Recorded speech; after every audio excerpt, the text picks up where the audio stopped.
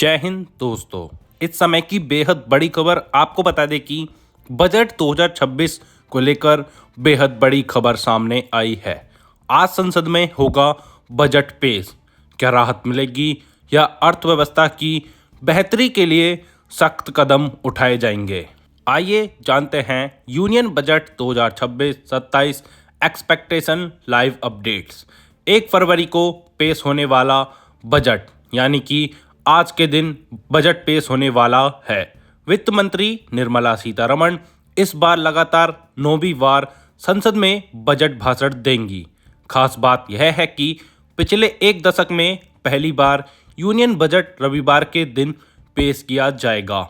Budget 2026-27 की तैयारी के अंतिम चरण के रूप में 27 जनवरी को नॉर्थ ब्लॉक स्थित बजट प्रेस में हलवा सेरेमनी का आयोजन किया गया, जिसमें वित्त मंत्री मौजूद रहीं। इसके बाद अधिकारी बजट तैयार करने के लिए लॉक इन प्रक्रिया में प्रवेश करते हैं। वहीं सरकार की अर्थव्यवस्था पर रिपोर्ट्स यानी इकोनॉमिक सर्वे 2026 को 29 जनवरी को संसद में पेश किया गया।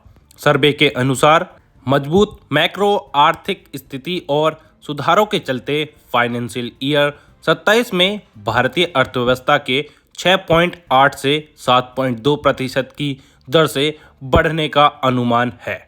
आइए जानते हैं बजट में सरकार रेवेन्यू बढ़ाने के लिए उठा सकती है कुछ कदम।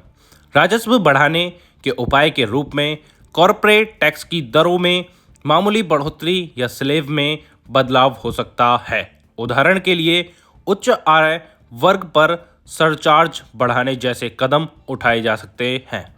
स्पेक्ट्रम नीलामी, खनन अधिकार या अन्य लाइसेंस से आय उत्पन्न करने के उपाय भी किए जा सकते हैं। फिस्कल डेफिसिट कम करने के लिए बजट में सरकार अपने रेवेन्यू को बढ़ाने के लिए गुंजाइश वाले सेक्टर में टैक्स और ड्यूटी बढ़ा सकती है। बजट 2026 से लग्जरी कारों की बिक्री को बढ़ावा। ओडी इंडिया के ब्रांड डायरेक्टर बलवीर सिंह ढिल्लों ने कहा कि 2026 के बजट से लग्जरी कार उद्योग की वृद्धि को बढ़ावा मिल सकता है और उपभोक्ता विश्वास मजबूत होगा। उन्होंने बताया कि यह सेक्टर आर्थिक स्थिरता, बढ़ती आमदनी, अच्छा व्यापार माहौल और मजबूत शेयर बाजार से जुड़ा है। ढिल्लों ने कहा कि सड़कें और हाई स्पीड चार्जिंग जैसी इंफ्रास्ट्रक्चर पर जोर कर शुल्कों में सुधार, स्पष्ट नीति और मुद्रा की स्थिरता से लग्जरी कारों की बिक्री बढ़ सकती है। बजट दस्तावेज कहाँ छपते हैं? 1950 में जब बजट प्रिंटिंग के दौरान लीक हो गया तो धोखे को रोकने के लिए उसकी प्रिंटिंग राष्ट्रपति भवन से हटाकर मिंटो रोड स्थित सरकारी प्रेस में कर दी गई। बाद में सुरक्षा और गोपनीयता बढ़ाने के लिए 1980 में यह प्रिंटिंग नॉर्थ ब्लॉक के बेसमेंट में स्थायी रूप से स्थानांतरित कर दी गई, जहां आज भी बजट दस्तावेज छपते हैं। आइए जानते हैं 1955-56 के बाद बजट दस्तावेज हिंदी में भी। 1955 तक बजट दस्तावेज सिर्फ अंग्रेजी में प्रस्तुत किया जाता था, लेकिन 1955-56 से इसे अंग्रेजी और हिंदी दोनों भाषाओं में पेश किया जाने लगा। इससे जनता के व्यापक वर्ग तक बजट की जानकारी पहुंचने लगी और सरकारी वित्तीय दस्तावेजों में भाषा की समानता की दिशा में महत्वपूर्ण कदम उठाया गया। आइए जानते हैं स्वतंत्रता के बाद पहला बजट। 1947 में स्वतंत्रता के बाद पहला बजट आर.के. षणमुखम चेती ने पेश किया था। मुख्य चुनौती आर्थिक बाधाओं से निपटना था, जिसमें युद्ध पूर्व और युद्ध उत्तर के दिक्कतें, गरीबी और विकास के लिए संसाधनों की कमी शामिल थी। बजट डे पर शेयर मार्केट में क्या हो सकता है? बजट डे पर स्टॉक मार्केट में फ्लैट ओपनिंग हो सकती है और बजट भाषण शुरू होने से पहले निफ्टी की रेंज 25,250 से 25,350 के बीच हो सकती है।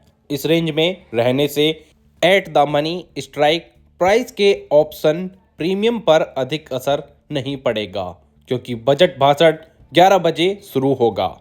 जिससे मार्केट में वॉलेटिलिटी अपने चरम पर होगी। ऑप्शन प्रीमियम मेल्ट नहीं होंगे, लेकिन अगर निफ्टी ने अपसाइड 25,350 के ऊपर मूव किया तो कॉल ऑप्शन प्रीमियम तेजी से बढ़ेंगे, और अगर निफ्टी ने 25,250 के लेवल के नीचे मूव किया तो पुट ऑप्शन तेजी से बढ़ने लगेंगे। बजट जैसे मेगा इवेंट से के लिए किसी भी इंडेक्स की रेंज तय करना बहुत मुश्किल काम है। सिर्फ इतना कर सकते हैं कि पिछले 2 दिनों की ट्रेडिंग रेंज का हाई लेवल और लो लेवल मार्क करके रख सकते हैं, जिसके ऊपर या नीचे जाने से वन साइड ट्रेडिंग मार्केट मिल सकता है। सबसे लंबा बजट भाषण। वित्त मंत्री निर्मला सीतारमण ने 2020 में सबसे लंबा बजट भाषण दिया, जिसकी अवधि 2.42 घंटे थी।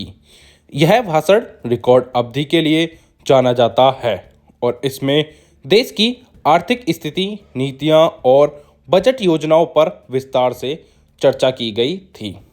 पिछले साल टैक्स व्यवस्था का क्या था हाल।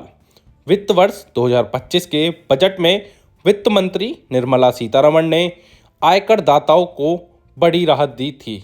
उन्होंने 12 लाख रुपए तक की आय पर टैक्स में कटौती की घोषणा की, जिससे करोड़ों मध्यम वर्गीय करदाताओं को लाभ मिला। नई कर व्यवस्था के तहत वेतनभोगी वर्ग के लिए मानक कटौती जोड़ने के बाद कर मुक्त आय सीमा बढ़कर 12.75 लाख रुपए हो गई। इसके अलावा उन्होंने नया आयकर अधिनियम 2025 पेश किया, जो 1 अप्रैल से लागू होगा। आइए जानते हैं गति शक्ति विजन को नया आयाम। बजट 2026 भारत की लॉजिस्टिक्स क्रांति के लिए एक महत्वपूर्ण मोड़ साबित हो सकता है। खासकर पीएम गति शक्ति विजन के तहत पिछले कुछ वर्षों में हुई प्रगति को ध्यान में रखते हुए अगला विकास चरण हवाई, सड़क, रेल और मल्टी मॉडल नेटवर्क की गहरी एकीकृत योजना पर निर्भर करेगा।